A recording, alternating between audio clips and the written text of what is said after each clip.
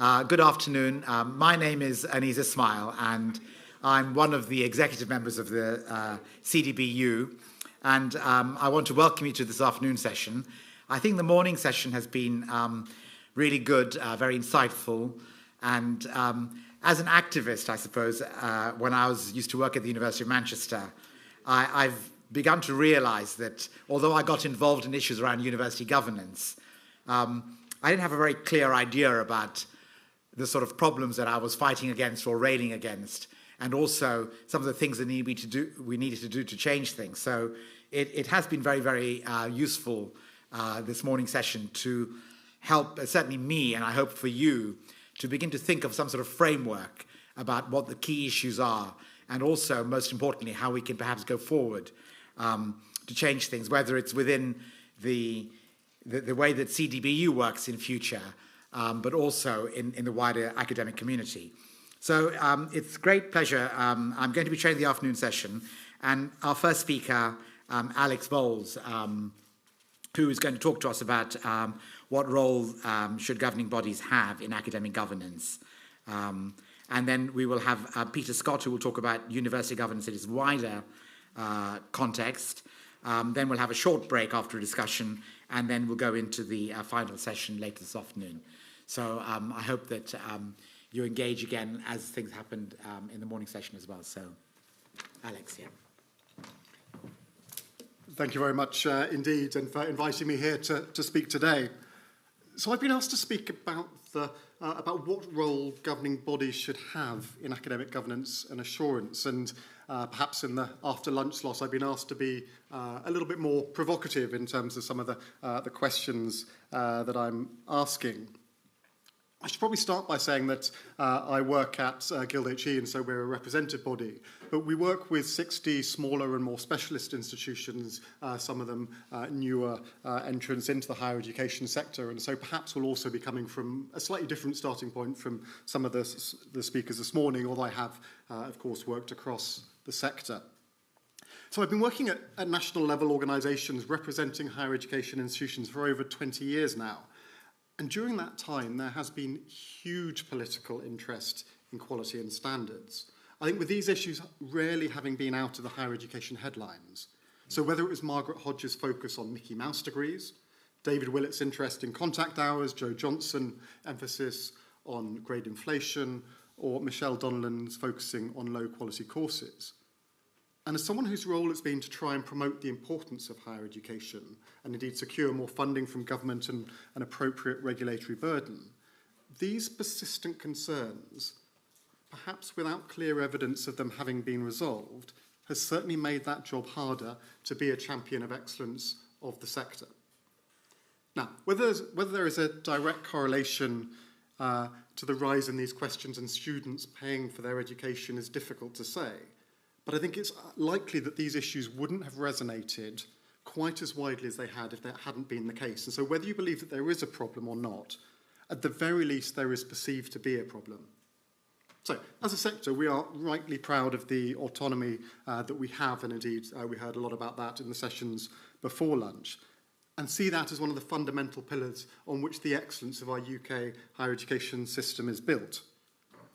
Our higher education sector is excellent not just because our universities have the autonomy to recruit the students and staff that they want, set their own mission. I think it's in large part because they have the freedom to be creative in their pursuit of knowledge and curricula, and the freedom and expertise of academics to do this. And indeed, the role of peers has long been recognised and embedded in teaching quality and research processes. However, as the student loan system becomes more expensive and the taxpayer costs go up, there has been increasing questions as to whether this autonomy is still automatic, or indeed whether it needs to be based on trust and needs to be earned. Or indeed, if that trust begins to be lost by us not being seen to tackle some of our own problems, then the state will start to claw back some of that autonomy. And that's clearly something that is in no one's interest, given those links between autonomy and excellence. It's certainly true that I've heard at least one senior OFS official say that part of the reason that the way in which they regulate access and participation in a much more collegiate way is that the sector has recognised that there's a problem and is actively trying to solve it. But that isn't the case for quality, and so that is why they describe themselves as having to take a much more robust approach in that area. So, what's the problem?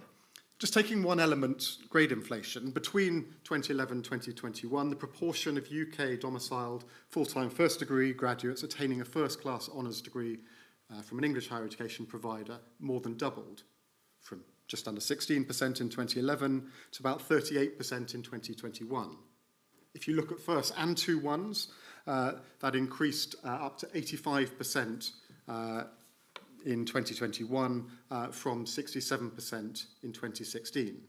Now, as we all know, there are many plausible reasons for some of the increased, including increased investment in teaching and learning, support for academics, professionalisation of teaching, increased attainment in schools, student expectations, criterion referencing, and so on.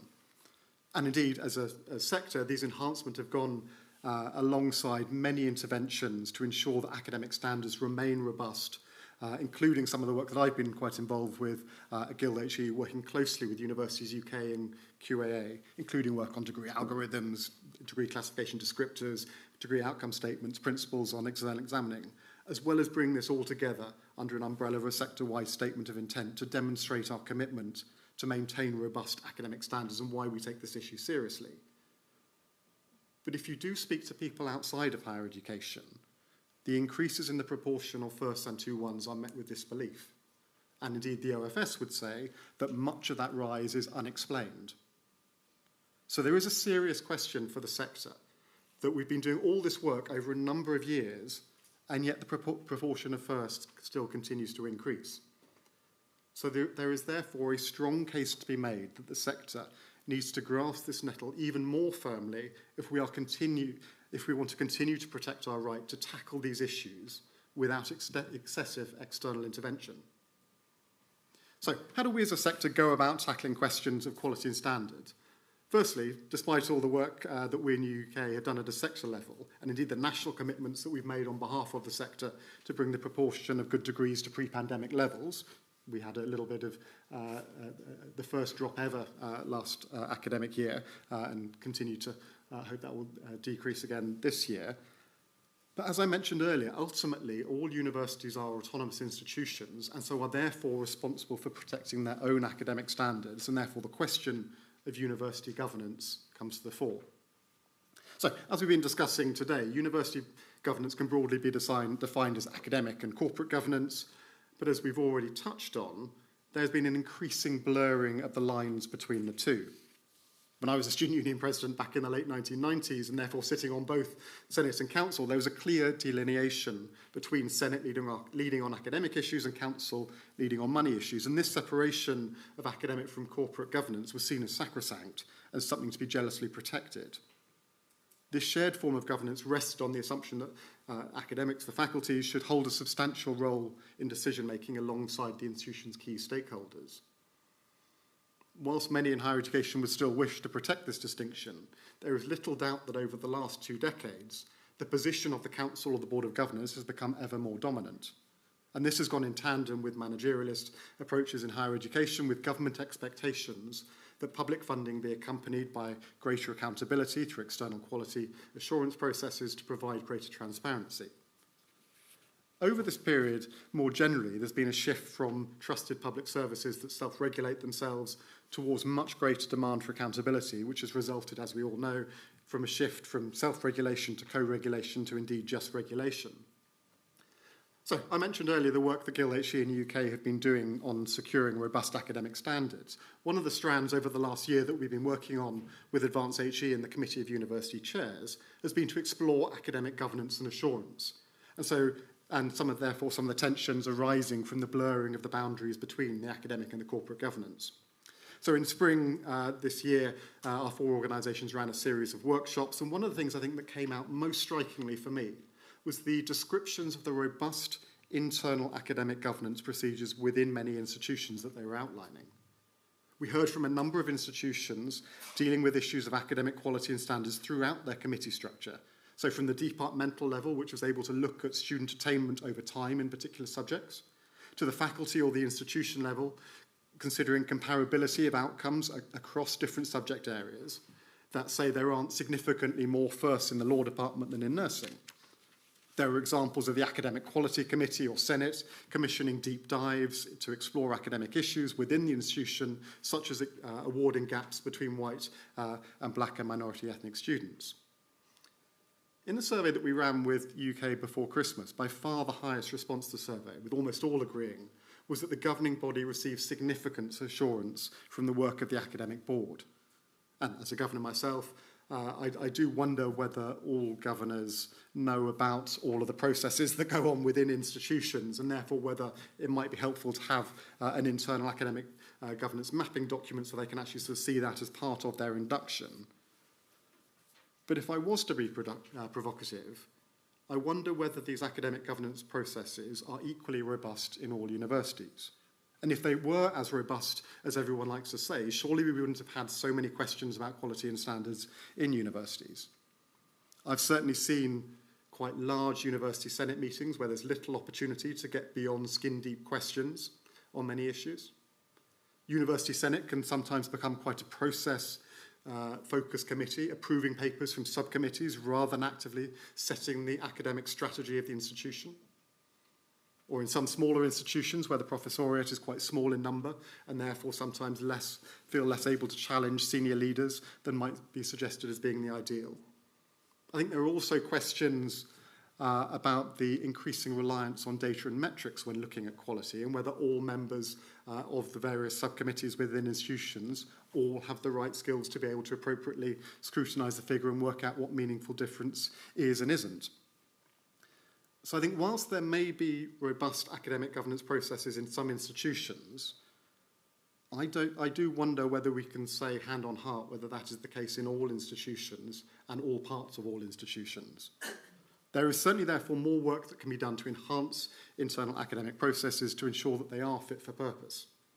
And indeed that is something that we should be doing as a matter of course. But this therefore does suggest a role for the governing body to assure themselves that the internal processes remain robust. As a member of a university audit and risk committee, part of our role is to seek assurance that the organisation's governance and internal controls processes are operating effectively. And we can commission internal audits to seek those assurance, and we do that regularly on finance issues. So actually, why aren't we looking at other issues within the institution? So what is the role of the Board of Governors or Council in these discussions? It's certainly worth starting by highlighting that there has been significant external pressure for university councils to focus on quality and standards. This particularly came to prominence in 2016 when GuildHE introduced an annual assurance statement that the standards of the awards have been appropriately set and maintained as a statement signed off by the Board of Governors, something that not many governing bodies felt comfortable signing off at the time, and certainly sitting on a Board of Governors at the time, we did look around the table as to whether we were actually able to sign that or whether we were simply relying on others' assurances. The enhanced role was also reflected...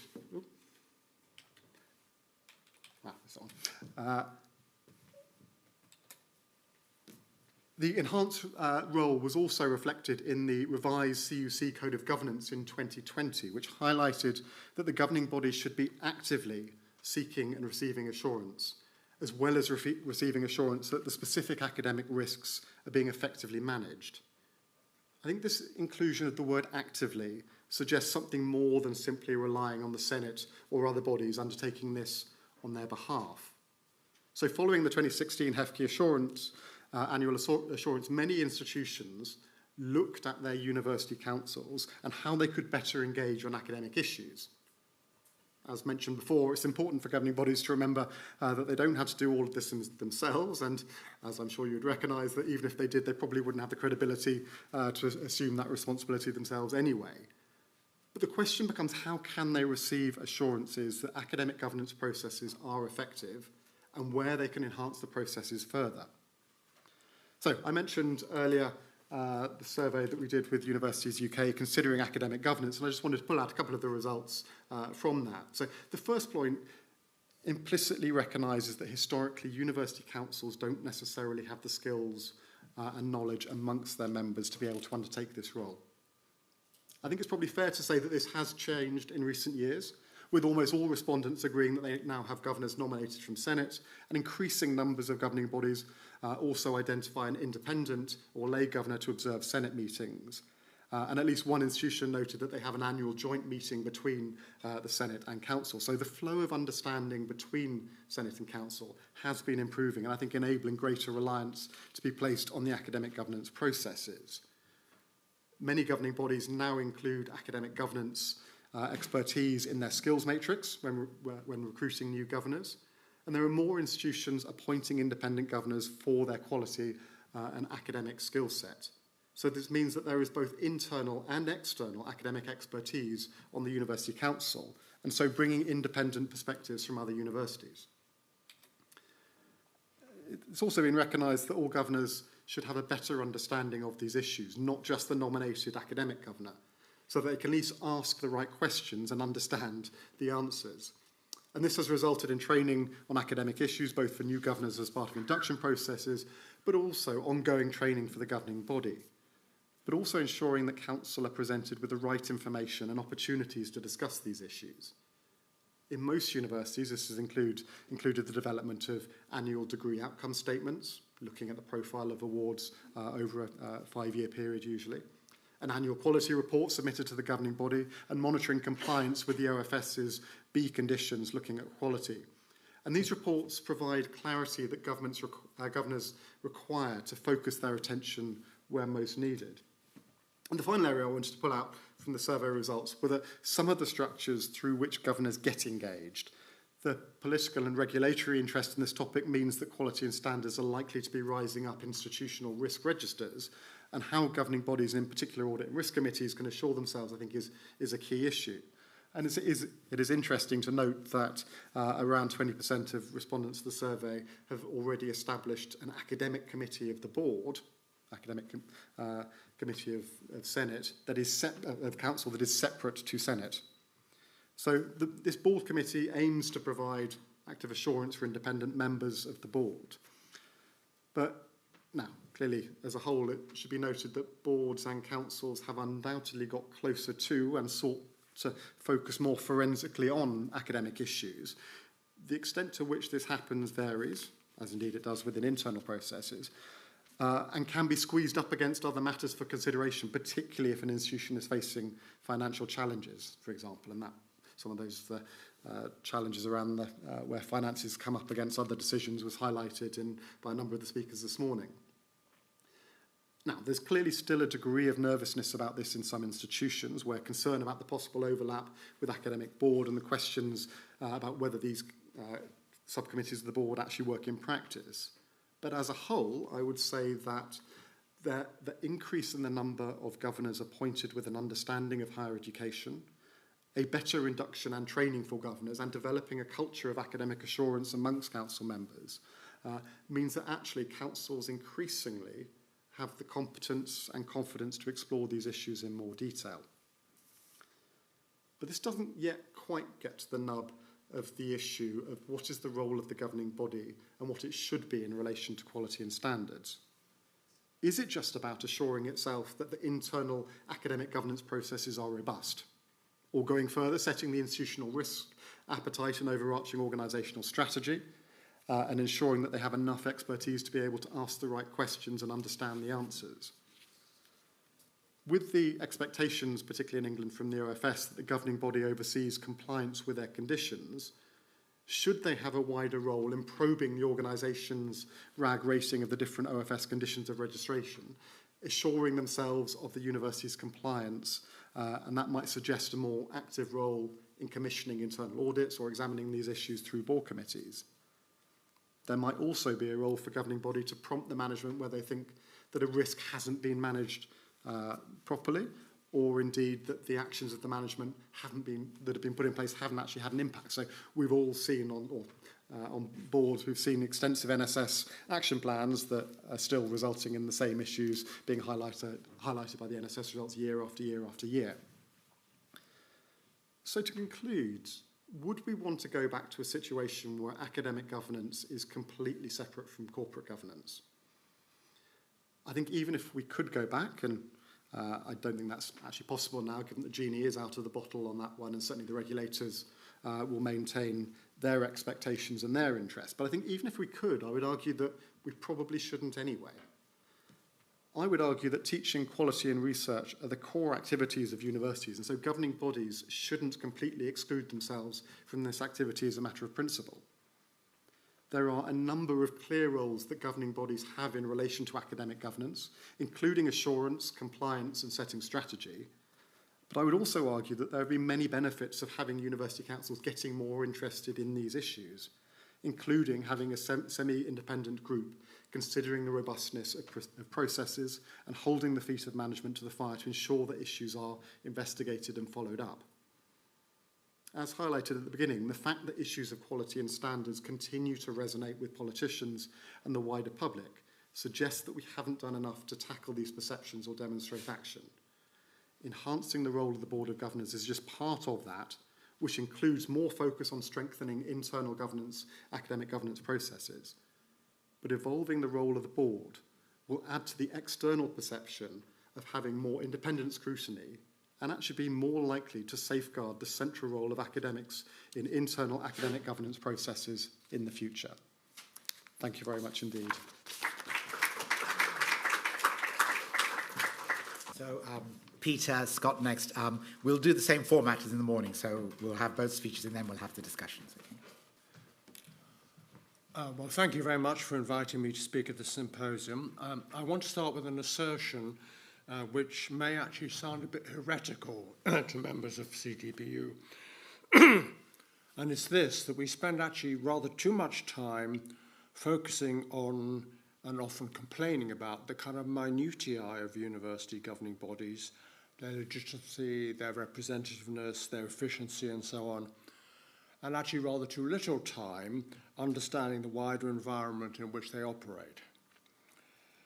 And I think this is because most governing bodies, their experience is having things done to them as much as actually doing things, by their own senior executives, of course, particularly, by multiple agencies, by government departments, by the media, the external world, whether it's social media, the old-fashioned kind and so on. Now, I know that this flies in the face of the formally true position that universities are autonomous organisations, captains of their own fate, and at the heart of that autonomy is an independent governing body representing the ideals of self-government. Now, the basis of that assertion which I've just made, which many of you won't accept, I know, is based pretty much on my own personal experience as a member actually over time of 6 governing bodies, not all at the same time. I'm not one of these serial governing body members, which I think was categorised in Steve's presentation. But I've been chair of one, I think you'd call it a post-1992 at university, and a member of the Cathedrals Group. An independent, i.e. lay member of a specialist arts institution and an alternative provider, although quite a respectable one that wasn't for profit, a co-opted member of a medical school, and then an ex officio member of 2 universities, a Russell Group university as a PVC, and then a post-92 university as a vice-chancellor. So they're quite a varied bunch there, and some of it's very recent experience, so it's not all too historical. So 2 things have struck me based on this experience. First, governing bodies are actually not particularly varied, they're rather similar, despite the fact that the institutions themselves have become much more heterogeneous. Now that's true with the possible exception of the first university council I was a member of, which was the Russell Group University Leeds, in fact, where the council, the official photograph of the council meeting was a bit like the sixth form photograph, because there were a lot of members of us, but I'm sure that's been suitably modernised and downsized by now. But generally, the formal differences between, for example, chartered institutions and statutory universities, or whether you're membership of this mission group or that mission group, doesn't seem to matter very much when it comes to things like the size, composition of governing bodies, which are very much alike. I know that efforts have been made in recent years to produce better balances in terms of gender and ethnicity, but frankly not in terms of social class and professional background, where I think probably the reverse has taken place. Most of the average university council has lots of people from financial services and human resources. People, I think, people affairs is now meant to be called. But this has all happened just at the time when there's been much greater differentiation across our institutions. Not just between institutions, but within institutions. They become much more diverse and heterogeneous bodies. So it's a bit of a mystery why governing bodies have gone in the opposite direction and become more alike. I mean, researchers would call this a bad case of isomorphism, I think. For example, why haven't our, quotes, world-class universities, with the archaic exception of Oxbridge, why haven't they evolved either much more academic-led forms of government, as you have in Oxbridge, or councils with a much more limited competence, leaving the academic business to be done elsewhere?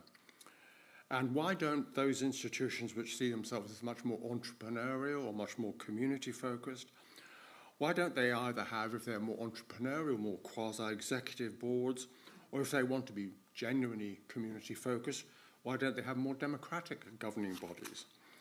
And that thought brings me to my second point, which goes back to the assertion I made right at the start. In my experience, governing bodies are actually cautious, rather timid, rather reactive, not proactive. They're rarely drivers of change.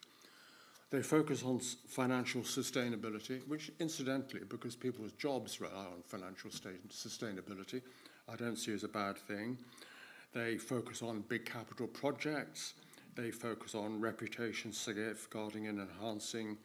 And very, very occasionally, they are focused on getting rid of the Vice-Chancellor, usually at least 3 or 4 years too late.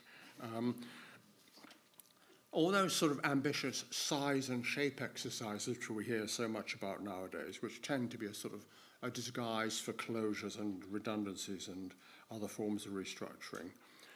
These are all the rage in universities nowadays, but these don't come from governing bodies. If we're looking for university strategies, don't look for them in governing bodies, except in that final formal seal of approval stage. So again, I discern a kind of dissonance here. A lot of the talk is of active, even intrusive governing bodies that no longer defer to vice-chancellors or senates and carve out these distinctive marker positions for their own institutions without any regard for agencies like the Office for Students or for politicians and so on. A supposed trend that we either deplore or applaud depending on our views, but I think the evidence for this actually happening is pretty thin on the ground. Why are university bodies, governing bodies, not more assertive? After all, NHS trust boards appear to be much more out there, don't they? In many hospitals, the names and photos of board members are actually literally up there on the wall when you come into the hospital. These are clearly very important people. This doesn't happen with universities. It's actually quite difficult to find out who the members of university governing bodies are. If you're looking at a website, you click on About Us, then you probably click on something called Governance, and then how we're organised. And eventually, when you've clicked enough, you might get to some information about the governing body. The visibility of university governing bodies is incredibly low in their institutions. I mean, I would guess even if you made it slightly easier and asked a majority of academic staff who the chair of the governing body is, what do you think you'll get? 5% maybe would recognise it? Not more, any more than that. But actually this is interesting because universities actually enjoy much greater legal and operational freedoms than NHS trusts. Unlike trusts, they can take out loans within limits nowadays. They can roll over surpluses. They can build up reserves. They own their own buildings and other kind of assets. They can pay rates of their staff what they want, even if they mostly choose, in the case of academic staff, not to do so.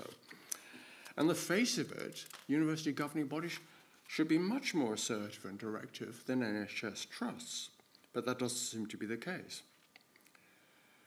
Now, one reason that's sometimes offered is that university governing is a rather low-key, even rather civilized space. I mean, I was interested I think it was Melody's, saying that senates were kind of battlegrounds and governing bodies were, and university councils were rather civilized, quiet spaces. And maybe that's the reason why, governing bodies don't seem to be assertive. Another may be that, quite simply, you get what you pay for, and we don't pay them anything, generally. And as I said, I think in a question I asked earlier this morning, it's interesting that we don't pay people. How can we claim these are very corporate bodies if we're not paying them anything? They're not remotely like corporate PLCs. But the trouble with these explanations is that, in fact, universities have been very assertive as institutions and very open to change, more so, certainly, than NHS trusts, I would say. The real reason, I think, is that governing bodies is just not where most of the action happens.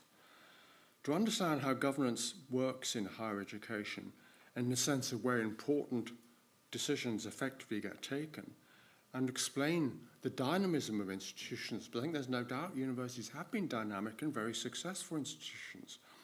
I believe we need to look at the wider kind of ecosystem, if I could put it like that, within which governing bodies are only one element.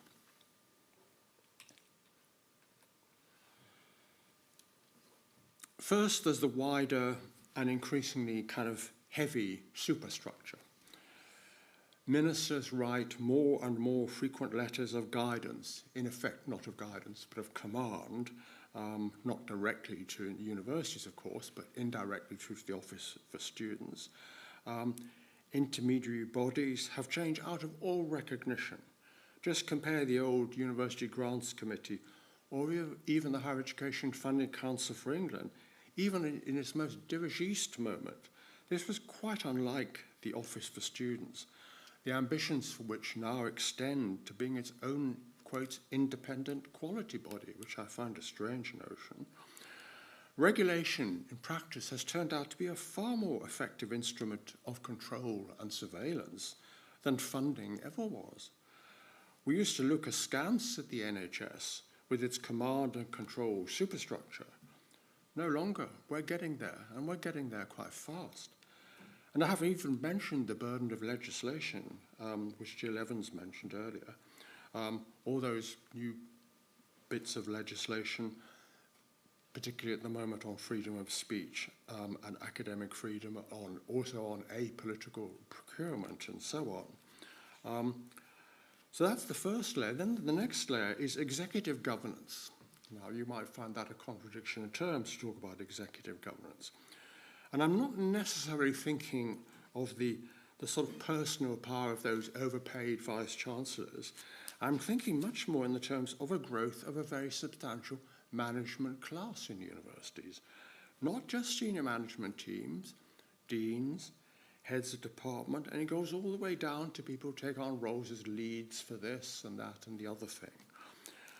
The result is that we actually have a large number of people in universities, mainly academics, but some professional staff, who actually are part of the management. They're actually part of a class, effectively, a new class. And I know there's a conventional demarcation between governance, where in theory the big decisions get taken, and management, where in theory these big decisions get implemented. But in practice, this demarcation is meaningless, except in a purely formal sense. So I see senior managers and also this wider management class in universities as firmly part of the governance of institutions. And then there's academic governance. And again, I'm not thinking simply or particularly of senates and academic boards, which sadly have often been neutralized or rather pushed into a kind of rather negative blocking role in universities. But I'm thinking of the kind of literary army of academics who serve as assessors, evaluators, not simply in traditional peer review terms on looking at journal articles and sitting on appointment panels, but also much more broadly in terms of staffing the apparatus, the management apparatus we now have in higher education. Now, many people will resist the idea that academic governance should be extended in this kind of way to cover this, what is almost a kind of academic governance class at a national as well as an institutional level. But just 2 points in reply.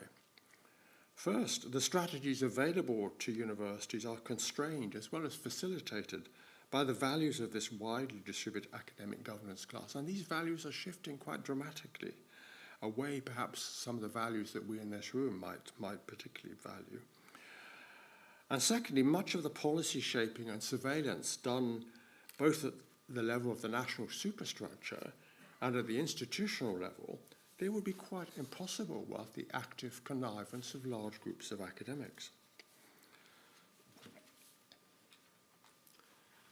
So much for the first part of my title, University Governance at its widest extent. The second half was university governance in its wider context. And the first piece of context is the most intrusive, but also probably the most trivial. But I'll mention it for the sake of completeness, and that is the kind of heightened ideology post-Brexit, the toxic polarization, which I think has largely been imported from the United States, but now characterizes in a major way political and public life in the UK. I mean, much of the recent legislation that impacts on universities arises from this kind of environment.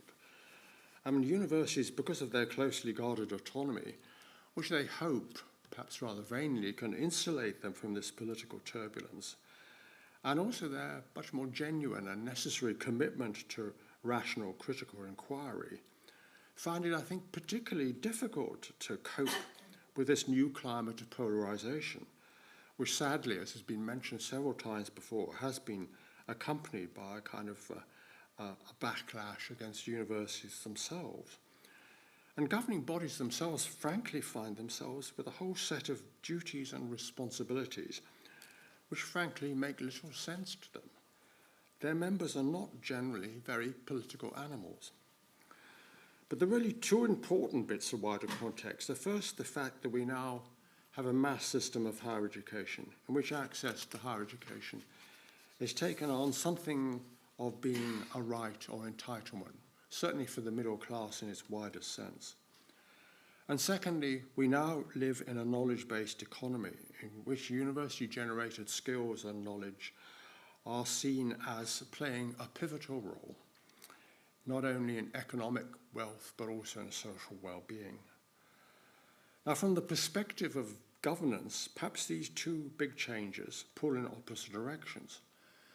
Mass higher education, while it certainly undermines the case for old-fashioned academic self-government with very limited accountability and engagement with wider society, but the mass higher education does suggest that governing bodies should become much more representative of the communities they serve. And let's be direct about that. It's not just being general, finding a few worthy people from the community. It's actually about getting some people from local councils and local government, regional mayors, people like this on governing bodies.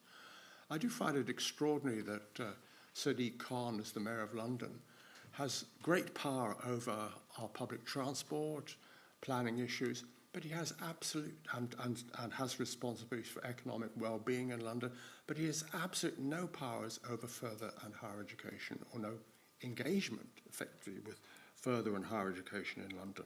And the same would apply in Greater Manchester, the Midlands, and so on. But if you look at the knowledge economy, again, perhaps it demolishes the idea for a kind of old-fashioned ivory tower view of university governance, because universities are simply too powerful and too important to be insulated in that kind of way. But maybe it suggests that universities need to be looked at as knowledge businesses. This is like Meta or Apple or something like that, and they should be managed accordingly. And certainly it suggests that in the rather anachronistic, rather polite division between governance on the one hand and management on the other has to be junked. So on the one hand, I suppose you could say that mass higher education is, the idea of mass higher education is pushing us towards much more representative, much more democratic forms of governance in universities, perhaps along the lines of supervisory boards, which German companies have. While on the other hand, the idea of the knowledge society, the importance of universities in that respect, is pushing us towards a much more really genuinely executive type boards of governings, not like we have at the moment, mainly made up of, in words, executives and not with very few non-executives. Of course, you could combine the two in a kind of two-tier structure. The NHS has tried to do that. I mean, you now have the Foundation Trust, you have a Trust Council, which is elected by people, and that in theory is sort of supervising the Trust Board.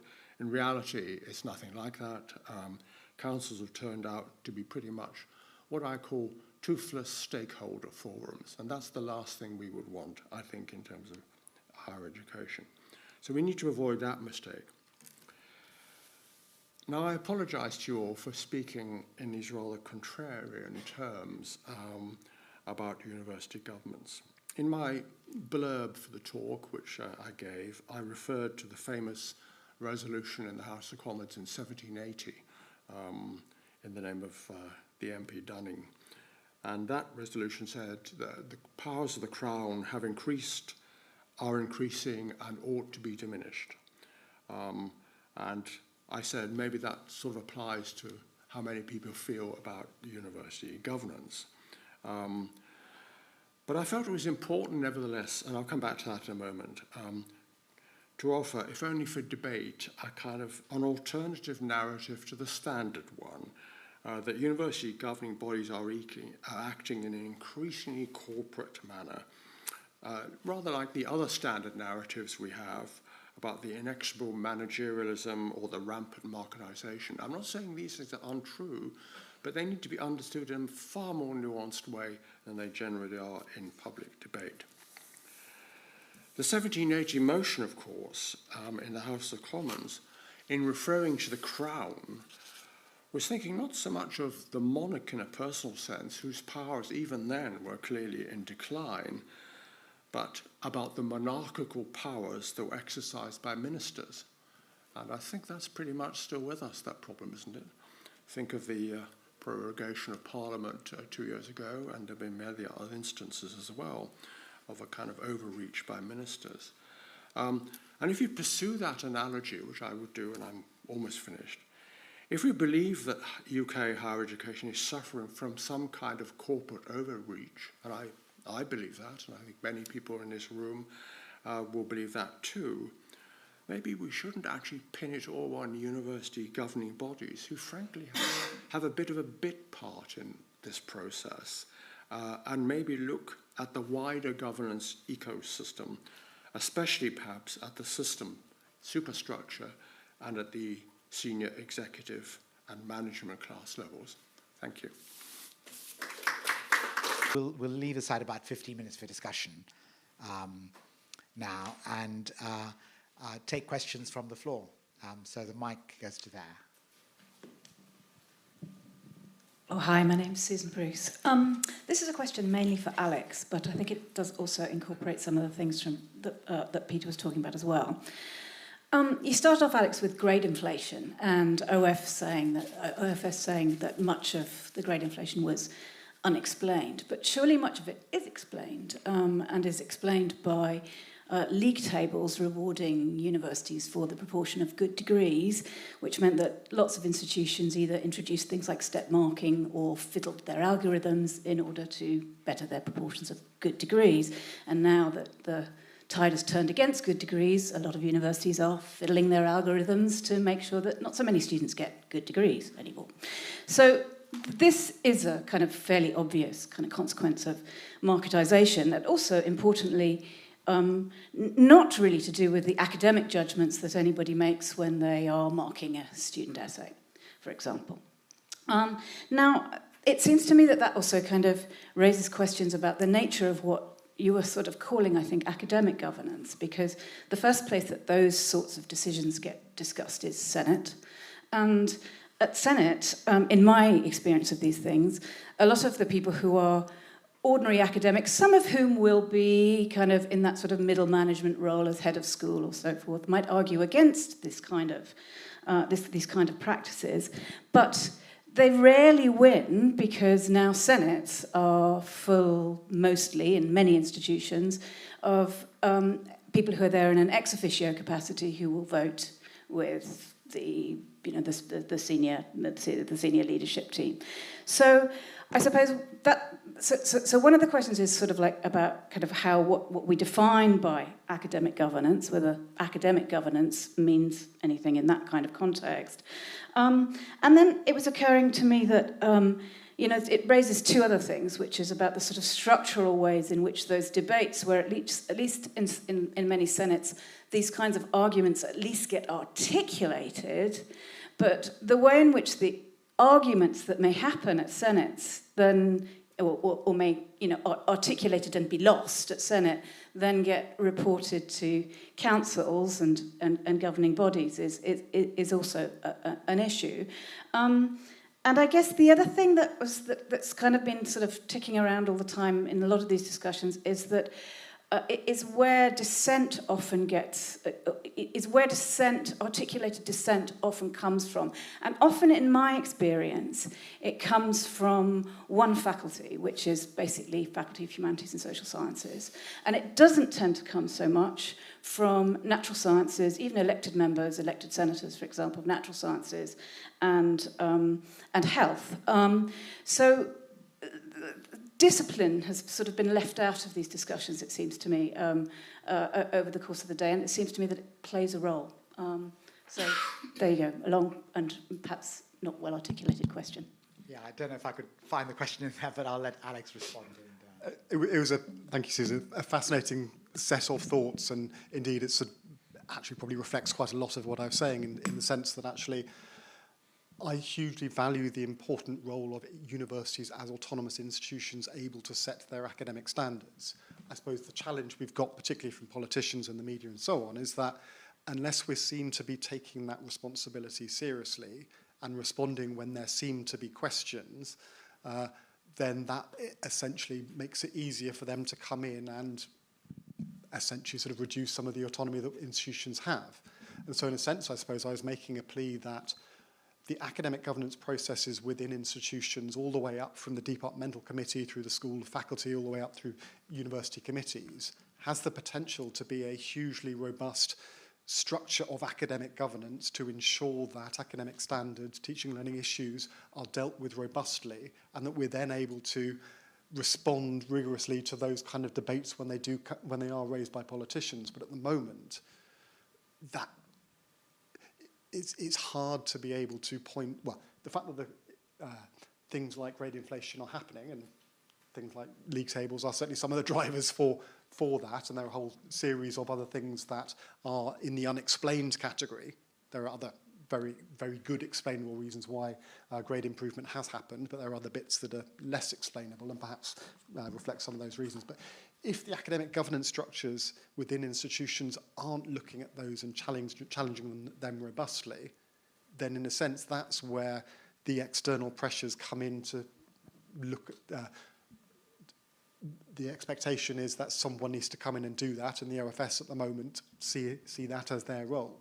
And that's where I see the role as the governing body, as an independent part of an institution, but actually embedded within, and therefore able to understand the institution and push a little bit more strongly in terms of some of the questions it can ask, to actually ensure that the academic governance processes within institutions are that bit more robust, and the kind of questions that should be being asked are being asked.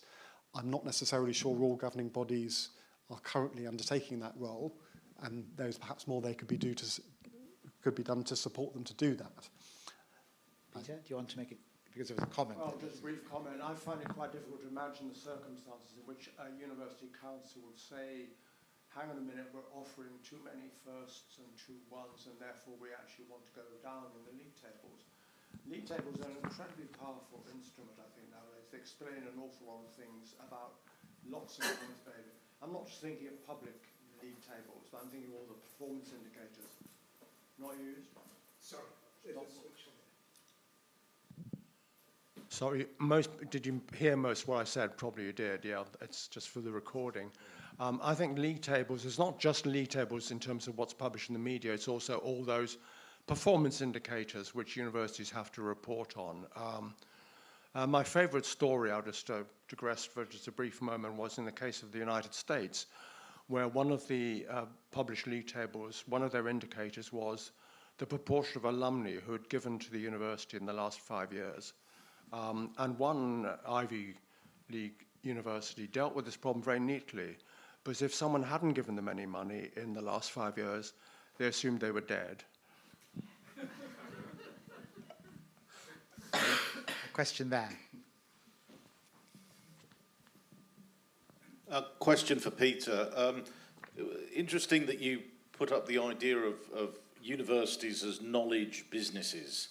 And it's quite interesting to note the strange counterpoint in direction that we're seeing now with universities and businesses.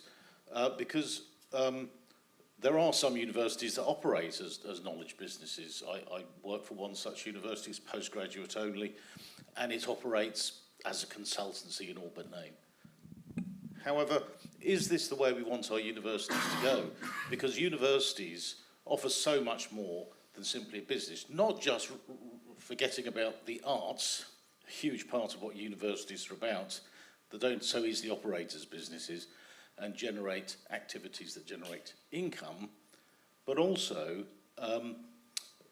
this strange direction in which businesses, the ones you mentioned, for example, like Meta or Google, but many other cerebrally based businesses, look at universities, some as they are today, many sadly as they used to be, and say, wow, these are amazing places for intellectual development, for the generation of new ideas, and the freedom to think, not under pressure, the freedom to have the time to generate new concepts and show intellectual bravery. And so they these companies set up things called campuses to emulate the universities. And in the meantime, the universities are looking at these businesses and going, oh, well, they make a lot of money. Maybe we should go and do what they're doing. And they're creating businesses out of universities and losing the very things that make them special at the same time. So I just wonder how you consider that move to a sort of business model for universities in that context. Well, I absolutely agree with what you've said, actually, about how universities should, that the greatest value added they can do to society, culture, and actually, paradoxically, the economy is to behave like universities and not try and be something different. But the problem is that we have this pervasive rhetoric nowadays, which is of the knowledge economy and seeing skills and knowledge as the things that are, quotes, produced by universities. And these are kind of marketable commodities. So you see it in terms of students. Graduates are invited to measure the value for money of what they've achieved in terms of what the future earnings potential that they have. Now, that's an incredibly reductionist way to look at what a university education is about from the perspective of a student. But nevertheless, they're invited increasingly to look at it like that. And many of our measurement systems actually use that, and universities are rewarded or penalized depending on the extent to which they meet those kind of metrics. The difficulty is universities themselves use their own rhetoric in terms of making our case to politicians, but also more broadly to society. We are constantly emphasizing the fact that we are somehow contributing to economic growth, and this encourages very reductionist views of how universities must operate. I'm not endorsing it by any means. I'm just saying that that kind of language, that discourse has become so dominant, and universities are partly complicit in using it themselves. Right. Okay, our last question, and then we'll move into our break. Yeah. Thank you. Peter, you've made the point a couple of times that boards of governors aren't like their equivalents in the private sector because non-execs aren't paid, and you're quite right to make that point. I accept that fully. In terms of payment for governors, I wonder if you could just say a little bit more, because I can see the argument for paying governors if you're looking to diversify, if you're looking for more working class people, you're looking for local church leaders, community leaders. The problem, it seems to me, at the moment is that that's not really what senior leadership teams look for in governors. They're doing their skills matrices, they're finding out they need more accountants, more financial expertise, and generally the people they bring in there aren't motivated by money, because a lot of them have retired early and made quite a lot of money for themselves already. So I wonder whether it's a case that if we want to diversify, we really need to think about the motivation first, and the pay wouldn't actually be a massive factor in terms of participation for most people who are currently engaged. Well, I think there are 2 points there. First of all, I think you're absolutely right to say that the way that universities conceive of the kind of skills they expect in their new council members pushes them into selecting certain kind of people to whom, frankly, the money probably isn't that important. But then you have to ask, are those the right kind of skills that you want necessarily? Shouldn't you be looking at other things that are equally important? And the second thing is that I think if you don't pay people and you expect to give up a lot of their time, and you have to be honest about it, you are excluding very large sections of the population who frankly cannot afford to do it. They have to earn money. So don't be surprised when there aren't many people on university councils in their 30s and 40s. Don't be surprised if there aren't many working class people there, etc., etc., etc. We are, in effect, socially selecting who can become a member of a university governing body by not paying them. Having said that, I personally feel very uneasy about paying people because I feel that this should be part of a sort of public duty that people are doing. And frankly, I think many council members do see it in those terms, and they would themselves not want to be paid, or if they were paid, a rather token amount, perhaps. So there's quite sort of competing values there, which we really need to sort out. So it's not a simple solution, but don't complain about university governing bodies not being representative if you're asking this to be done as a voluntary service. The only other thing, if I may just say, that actually there are at least 22 universities that pay not just the chair, but actually I think the chairs of the subcommittees as well, and increasing numbers of institutions that are looking to pay not just the chair and the chairs of the committees, but also the whole governing body for exactly the reasons of diversity and ensuring a wider pool of applicants.